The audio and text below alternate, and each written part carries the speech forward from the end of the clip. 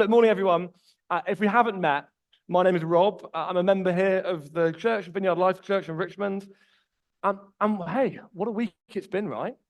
This time last week, England was just in the last 16 of the Euros. Now we're in the semi-finals, just about sent Slovakia packing, and then miraculously actually won a game on penalties against Switzerland yesterday. But perhaps more significantly, maybe not, but perhaps more significantly, we had an election, didn't we, this week on Thursday, a historic election. The Tories out of power after 14 years. Labour gaining 211 seats to have a majority in Parliament, interestingly, with fewer votes than they got in 2019. So actually fewer people voted for them this time, and yet they got a much bigger majority. It's funny how our electoral system works. But we've got a new Prime Minister, a new cabinet, a new government, and depending on your politics, you might be delighted with that. I can see one person at the back is. Or you might be a bit disappointed, or you might not really be that bothered. Is it really going to make any difference?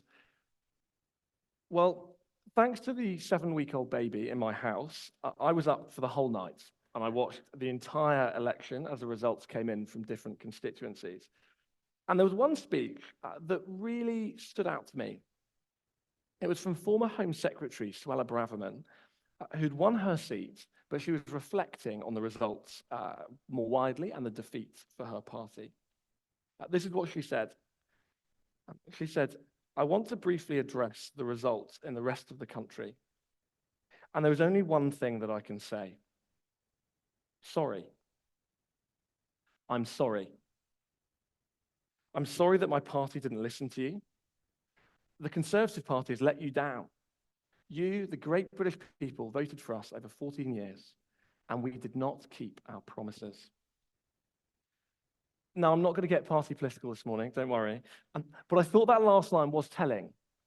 We did not keep our promises. That's how the majority of people in this country, indeed much of the world, feel about those who govern them, whatever, left or right. A poll by Ipsos Mori in December found that politicians were the least trusted profession, with only 9% of people saying that they trusted politicians in general. And people don't feel like that for no reason. It's because they so often commit to doing something, but then never deliver it.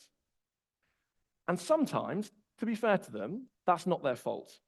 There are a number of things in the Conservative Party manifesto 5 years ago that didn't happen because of the pandemic. The priority and plans of the government changed. We had sort of 2 years of lockdown. And so because of events outside of their control, they didn't fulfill some of their commitments. But they still promised to deliver things that they didn't deliver. And so for Keir Starmer and his government, time will tell whether they're able to keep their promises. But I guarantee you that there will be one thing that either they said they would do, that they don't do, or they said they wouldn't do, that they end up doing. It's inevitable. Well, today, we come to the next part of our series in Nehemiah, chapter 11. And chapter 11 reminds us of one simple but powerful truth about God. And what's really encouraged me this morning is how that truth has been coming through the songs we've been singing, and particularly what was shared by Sarah a few moments ago. And that is that God always keeps his promises. You can always trust in him and rely on him. And so let me say right from the start, if you're going to remember one thing from this morning, it is we spoke about how God always keeps his promises. Someone asked you later, what were you talking about? We were talking about how God always keeps his promises. So we're on page 478 of the Black Church Bibles, Nehemiah chapter 11, starting at verse 1. And I've got to warn you before we do, it's not the most thrilling narrative passage that's ever been that's in the scriptures. And so rather than have me read it, I thought we'd get the great David Suchet, Hercule Poirot himself, to read it for us. He's not here, but we're going to have a recording of him reading it now. And just note, he's reading a very slightly different translation from the one in our church Bibles, but I think he just brings a gravitas that the American fellow that reads the ESV just doesn't have. So take it away, David, and then we'll crack on. Nehemiah chapter 11. Now the leaders of the people settled in Jerusalem. The rest of the people cast lots to bring 1 out of every 10 of them to live in Jerusalem, the holy city, while the remaining 9 were to stay in their own towns. The people commended all who volunteered to live in Jerusalem. These are the provincial leaders who settled in Jerusalem. Now some Israelites, priests, Levites, temple servants, and descendants of Solomon's servants lived in the towns of Judah, each on their own property in the various towns, while other people from both Judah and Benjamin lived in Jerusalem. From the descendants of Judah, Attiah, son of Uzziah, the son of Zechariah, the son of Amariah, the son of Shephatiah, the son of Mahalalel, a descendant of Perez, and Maaseiah, son of Baruch, the son of Kolhose, the son of Haziah, the son of Adiah, the son of Joiarib, the son of Zechariah, a descendant of Shelah. The descendants of Perez who lived in Jerusalem totaled 468 men of standing. From the descendants of Benjamin, Sallu, son of Meshullam, the son of Joed, the son of Pedaiah, the son of Koliah, the son of Maaseiah, the son of Ithiel, the son of Jeshiah, and his followers, Gabbai and Salai, 928 men. Joel, son of Zichri, was their chief officer, and Judah, son of Hasenuah, was over the new quarter of the city. From the priests, Jediah, the son of Joiarib, Jachin, Sariah, son of Hilkiah, the son of Meshullam, the son of Zadok, the son of Merioth, the son of Ahitub, the official in charge of the house of God, and their associates who carried on work for the temple, 822 men. Adiah, son of Jeroham, the son of Pelaliah, the son of Amzai, the son of Zechariah, the son of Pashur, the son of Malchijah, and his associates who were heads of families, 242 men. Amashai, son of Azarel, the son of Azai, the son of Meshillemoth, the son of Immer, and his associates who were men of standing, 128. Their chief officer was Zabdiel, son of Haggadolim.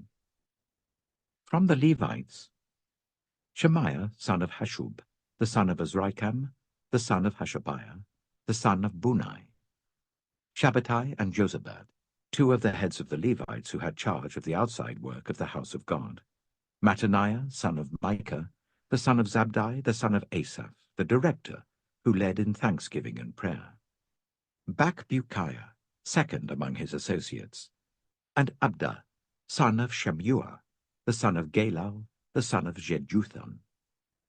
The Levites in the holy city totaled 284. The gatekeepers, Akub, Talmon, and their associates who kept watch at the gates, 172 men. The rest of the Israelites, with the priests and Levites, were in all the towns of Judah, each on their ancestral property. The temple servants lived on the hill of Ophel, and Zihah and Gishpa were in charge of them.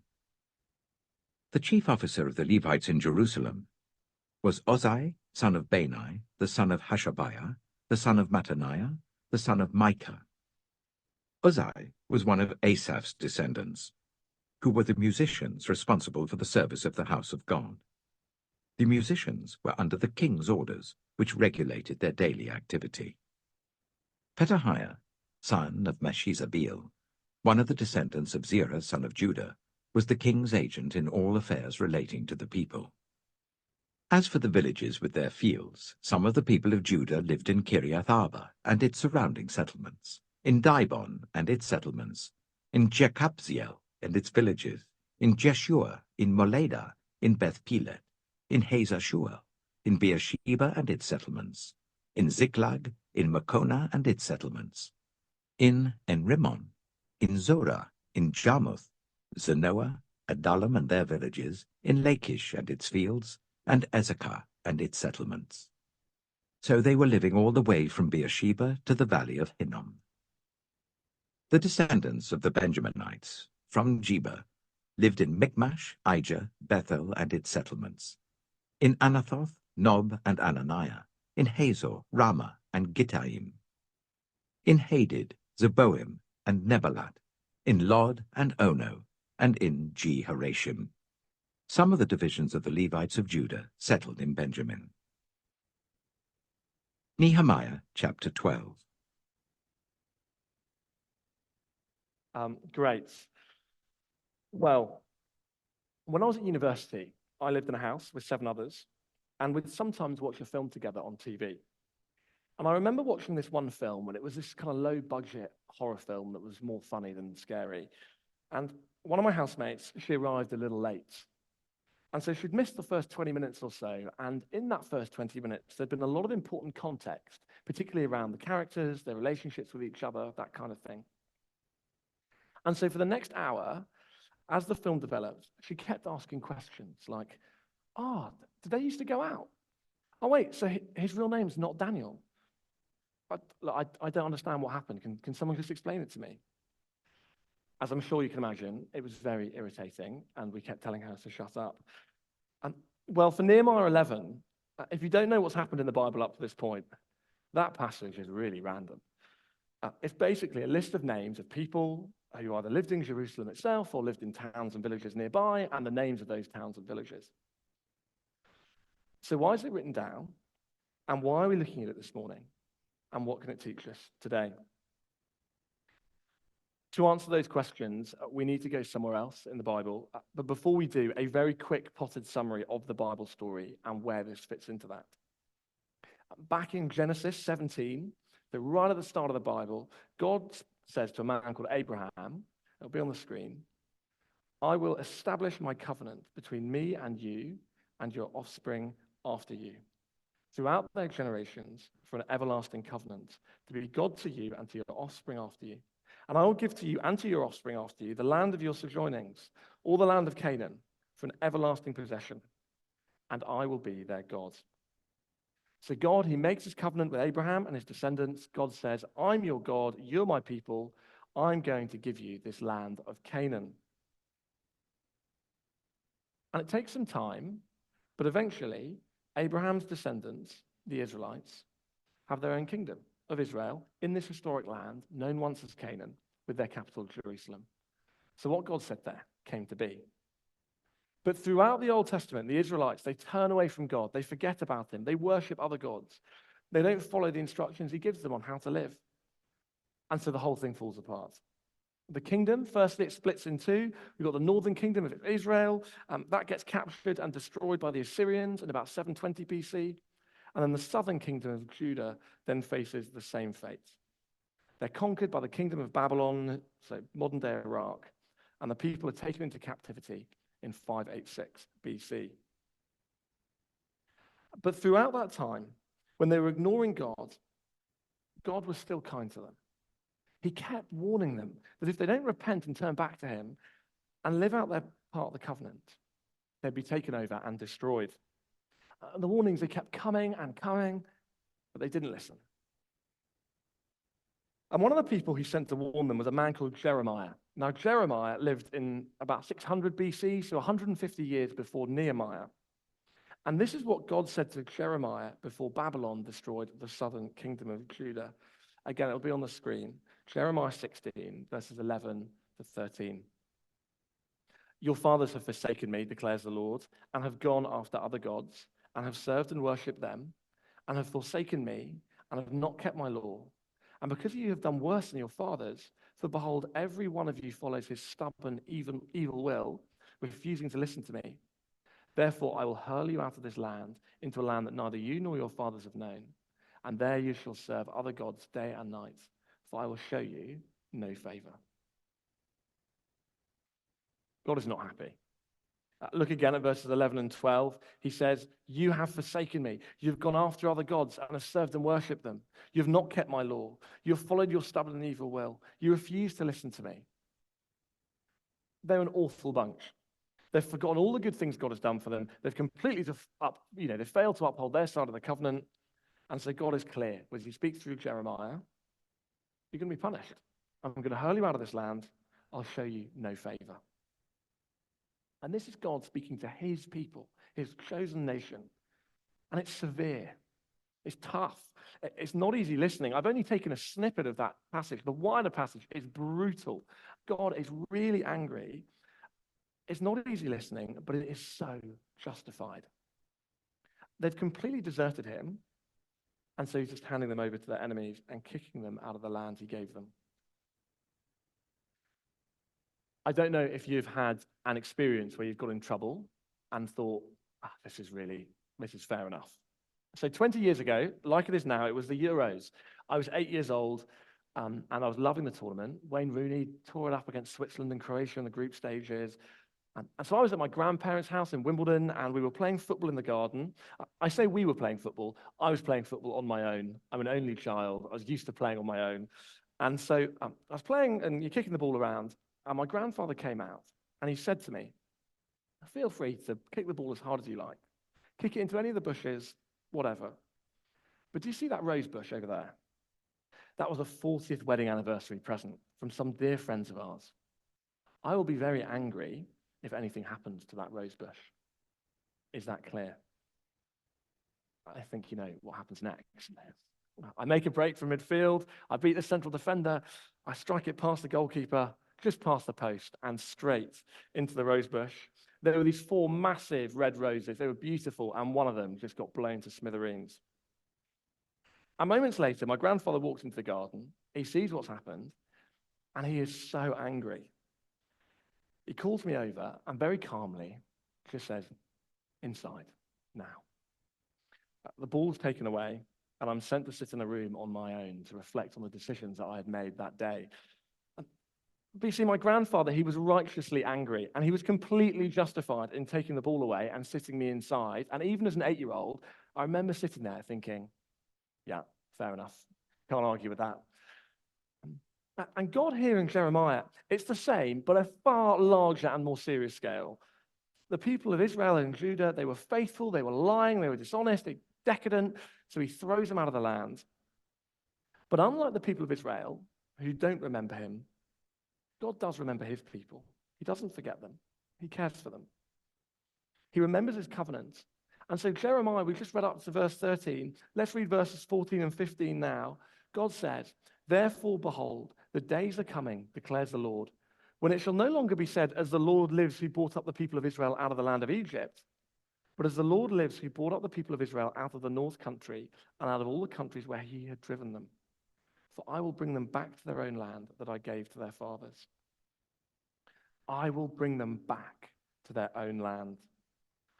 God, through the prophet Jeremiah, says, I'm going to hurl you out the land, but I will bring you back. I won't forget you. I won't forget what I promised to Abraham. I'll give you this land, and I guarantee that you'll return to it again. And so Nehemiah 11 is the fulfillment of that promise from God in Jeremiah 16. We read this list of names. We hear about these towns and villages in the surrounding area. And these people, these names, they were the living, breathing proof that God keeps his promises. God said that they would return, and they had. And the fact they'd returned was genuinely remarkable. I was doing a bit of reading this week, and in the ancient Near East, it was common for conquering empires to relocate conquered people to different parts of the empire to prevent rebellion and assimilate them into their culture. If you go to the British Museum, there's a relief called the Lachish Relief, and the Lachish Relief has images of people from the city of Lachish, which I think is actually mentioned in the book of Nehemiah, where they took the people into captivity, and they have that for all different places, all different peoples, all around the Near East. That's what they do. They take them in, so they'd assimilate into the culture, and they kind of couldn't ever rise up and rebel. But the Israelites didn't assimilate, really. Some would have done, but lots didn't. They kept their unique culture. Many of them continued to remember the Lord. And then their return was largely made possible by what scholars consider to be a unique historical event: the decree of Cyrus the Great of Persia. So Babylon had conquered Israel, but then Babylon themselves were conquered by the Medes and Persians, and Cyrus was their king. And he issued a proclamation, which is recorded in both the Bible, but also independently in the Cyrus cylinder, which you can see in the British Museum. We've got a photo of it here. And I can't read whatever language that is etched on it, but some clever people can. And this decree, it's exactly, not the exact same words, but it says the same stuff that it says in the Bible, that he said exiled peoples, including the Israelites, could return to their homelands and rebuild their cities and temples. Now, I was speaking to the AI bot ChatGPT about this week, and it said to me, this policy of Cyrus's, of repatriation, was unusual and marked a significant departure from previous practices of the empires that preceded Persia. So it's remarkable that they were even allowed to return to begin with. But once they did return, as documented both in the book of Nehemiah but also Ezra, they faced a number of difficulties and lots of opposition. There was opposition from neighboring peoples and even from fellow Israelites. We saw that in chapters 4 and chapter 6. There was the simple logistical challenge of rebuilding the walls, something they completed at the end of chapter 6. And then there's the difficulty of repopulating the city and re-establishing the people throughout the land, which is what chapter 11 that we had read was all about. So not only was it not a given that the Israelites would ever return, but it was even a given that they'd be able to build a city and live and exist there. Except it was a given because God said it would happen. And God keeps his promises. Nothing surprises him. There's no event outside of his control. Take the pandemic. That was outside the Tories' control. Yeah, maybe they could have reacted to it better and handled it better, but they weren't expecting it. But God was expecting it. He knew about the pandemic. He knows all that has happened. He knows all that is happening right now, and he knows everything that's going to happen in the future. So when he makes a promise, he knows it will be fulfilled. And so if you're a Christian here today, you can take hold of the promises of the Bible and cling to them tighter than anything because he's faithful. Relationships do fail. Economies crash. Our health will give out on us eventually. But God is faithful. He won't fail like others do. He won't fail like the economy does, and he certainly won't fail like your health will. He always keeps his promises. There's the Dutch Holocaust survivor who went on to speak around the world about God's goodness in the darkest of times. Corrie ten Boom said, "In God's faithfulness lies eternal security."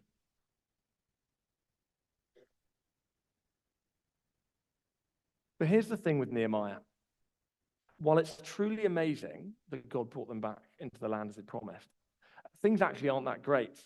In fact, Jerusalem, even after the walls have been rebuilt, is in a bad way.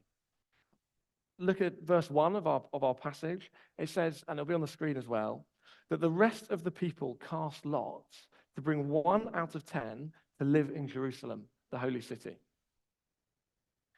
See what it's saying? Basically, no one wanted to live in the city. They'd rather stay out in one of the villages. In fact, they had so few volunteers. There were a few volunteers. He says, I'll do it. But most people were like, I'm all right. They had to cast lots to decide who were going to be the unlucky ones who had to move back into this rundown, like rubble of a city. But it's not just the city that isn't in great shape. In the book of Ezra, which is set at slightly before Nehemiah, but they kind of come as a pair. It's the same time period. We hear about how they rebuilt the temple. But unlike prior to the exile, where God's presence would descend on the temple, this doesn't happen.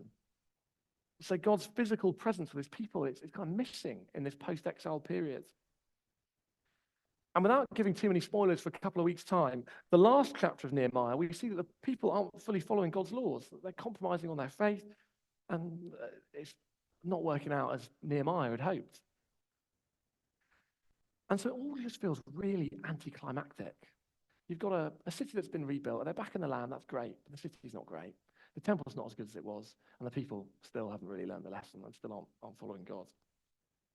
They've returned to the land as God said they would, but it just doesn't feel like it should.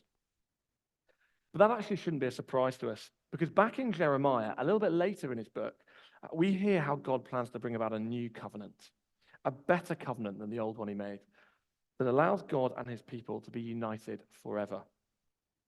Jeremiah 31, verses 31 to 34.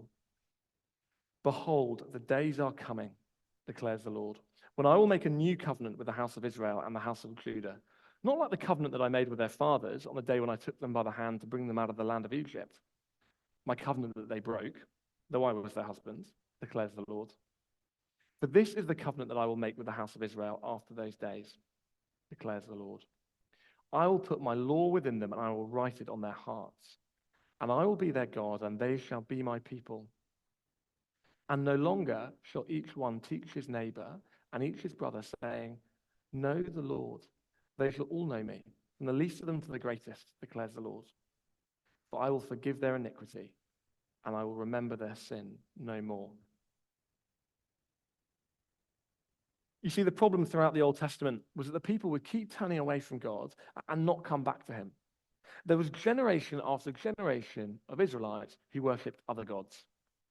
And so while God was faithful to the first covenant and kept his promise by bringing them back from exile, he had bigger plans. Because how the first covenant was set up, it was never going to work. Plans to reconcile people back to him for good, that's what he needed. Plans to establish a new covenant where there would be generation after generation of people who do follow him and know him and love him. Through Jeremiah and others, God promised that one day there would be forgiveness from sin with no need for long and complicated sacrificial rituals, which makes up much of the Old Testament. He promised a time where he'd pour out his Holy Spirit, who would, to quote Jeremiah 31, put his law within us and write it on our hearts. And he promised that all of this would bring about a new, restored relationship between God and humanity, where if you put your faith in him, he would be with you personally, wherever you go and whatever you do. And so, look, Nehemiah is a great book, and it's good to see that God keeps his promises with the Israelites. He kept that promise that he made, and he brought them back into the land. And that is encouraging, and that is good news. But it's of profound importance to know personally how God keeps his promises to you. For it was just outside the walls of Jerusalem that God's only son, Jesus, hung on a cross, paying the price for the wrong we've done to God and to others. And again, it was just outside those walls that Nehemiah built, the way he rose again, defeating death and sin, and bringing into being the new covenant that Jeremiah prophesied about. Because God keeping his promises isn't just an abstract truth or something from ancient Bible stories written by ancient people. It's grounded in the real death and real resurrection of Jesus Christ. It reconciled us with God and allows us to live forever as his people. God kept the promise he made to bring the people back into the land. Look, we see that in Nehemiah 11. But God also kept the promise he made to establish a new covenant. And if you're a Christian today, you are the beneficiary of that. And you are the living, breathing proof that God keeps his promises. And so we can sing now with confidence and thanksgiving these great words from a famous old hymn. We'll take communion in a moment, and we'll sing these words and just reflect on how faithful God is, that literally thousands of years ago, 500 years before Jesus was even alive, God was saying, there's going to be a new covenant. And we now, 2,000 years past that, so 2,500 years later, that new covenant is still going, and it is still proof that it is true. And so we can sing these words from this hymn: pardon for sin and a peace that endureth, thine own dear presence to cheer and to guide, strength for today and bright hope for tomorrow, blessings all mine with 10,000 beside. Great is thy faithfulness, morning by morning new mercies I see. All I have needed, thy hand hath provided. Great is thy faithfulness, Lord, unto me. God kept his promises then. God keeps his promises to us today. Let's pray. Lord God, we thank you that you are a faithful God. We thank you that you kept your promise in Jeremiah to bring the people back, and we can see that that happened in Nehemiah 11. But we thank you so much more that your promise of the new covenant has come to pass. We thank you for Jesus' death and resurrection, and thank you that we can live in the light of that. Lord, you are such a good and faithful God, and we thank you and praise you for that today. Amen.